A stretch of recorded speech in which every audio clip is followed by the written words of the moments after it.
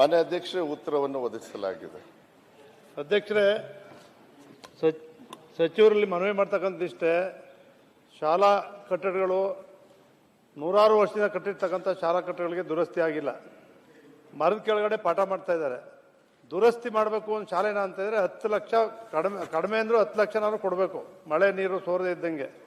ಅದಕ್ಕೋಸ್ಕರ ಹೊಸ ಬಿಲ್ಡಿಂಗ್ಗಳಿಗೆ ಹೆಚ್ಚು ಆದ್ಯತೆಯನ್ನು ಕೊಟ್ಟು, ನಮ್ಮ ಕ್ಷೇತ್ರದಲ್ಲಿ ಇನ್ಫೋಸಿಸ್ ಇದೆ, RBI ಇದೆ, TVS ಇದೆ, CSR ಫಂಡಿಂದ ಕೂಡ ಒಂದು 10-5 ಶಾಲಾ ಕಟ್ಟಡವನ್ನು ನಮ್ಮ ಕ್ಷೇತ್ರಕ್ಕೆ ಫ್ಯಾಕ್ಟ್ರಿಗಳು ಇಂಡಸ್ಟ್ರಿಗಳು ಇದ್ರೂ ಕೂಡ ಅಲ್ಲಿ ಅವರು ಶಾಲಾ ಕಟ್ಟಡಗಳಲ್ಲಿ ಯಾವುದಕ್ಕೂ ಅನುದಾನ ಕೊಡ್ತಾ ಇಲ್ಲ.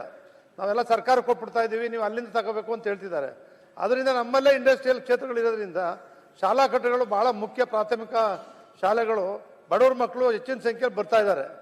ಅದರಿಂದ ದಯವಿಟ್ಟು ಹೊಸ ಶಾಲಾ ಕಟ್ಟಡಗಳನ್ನ ಹೆಚ್ಚಿಗೆ ಕಟ್ಕೊಡ್ಬೇಕು. CSR ಫಂಡ್ ಅನ್ನ ಆಯಾ ಕ್ಷೇತ್ರದಲ್ಲಿ ಇರ್ತಕ್ಕಂಥ ಕೈಗಾರಿಕೆಗಳು ನಾವು ತಮ್ಮದೇ ಆದಂಥ ವ್ಯಾಪ್ತಿಯಲ್ಲಿ ಬರ್ತಕ್ಕಂಥ ಶಾಲೆಗಳನ್ನ ಕಟ್ತಕ್ಕಂಥದಕ್ಕೆ CSR ಫಂಡ್ ಕೊಡಬೇಕು ಅಂತ ಹೇಳಿ ಮನವಿ ಮಾಡ್ತೇನೆ ಅಧ್ಯಕ್ಷರೇ.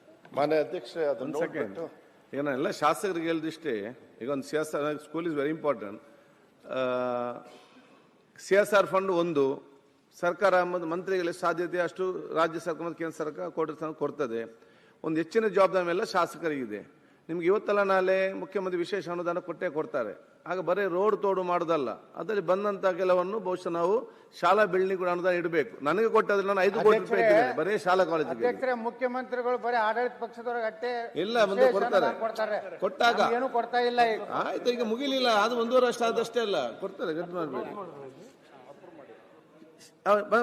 ಮಧು ಅವರೇ. ಮಾನ್ಯ ಅಧ್ಯಕ್ಷರೇ, ಅವರಿಗೆ ಹೆಚ್ಚು ಕೊಠಡಿ ಮತ್ತೆ ದುರಸ್ತಿಗೆ ಅದೇನು ಕ್ರಮ ತಗೊಳ್ಬೇಕು ಮಾತಾಡಿ, ನಾ ಆದಷ್ಟು ಬೇಗ ಮಾಡ್ಕೊಡ್ತೀನಿ.